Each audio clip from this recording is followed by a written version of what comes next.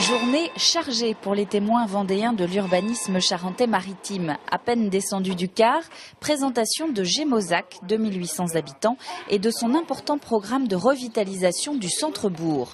Logement, commerce, espaces verts ou encore stationnement, tout est détaillé par le maire en personne. C'est arrêté, on s'est débrouillé pour que l'activité PMU puisse être réattribuée au bar, hôtel.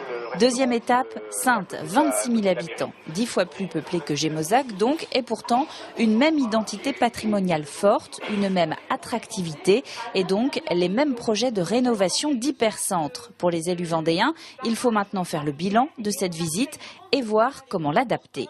C'est plus au niveau des méthodes qu'au niveau de l'urbanisme lui-même. Givran, c'est une ville alors qui serait plutôt jeune. Alors que Gémozac, c'est quelque chose qui était c'est plus ancien, donc on n'a pas tout à fait les mêmes choix automatiquement. Je remarque qu'avec de la bonne volonté, avec des explications, des rencontres avec les propriétaires, on arrive. J'ai remarqué par exemple que Gémozac n'avait absolument jamais exproprié. C'est aussi le cas de Rochervière. Jusqu'à présent, nous sommes toujours arrivés soit par le biais de préemption, parce que nous étions pris de court, soit par le biais de négociations amiables volontaires de la part de décisions municipales.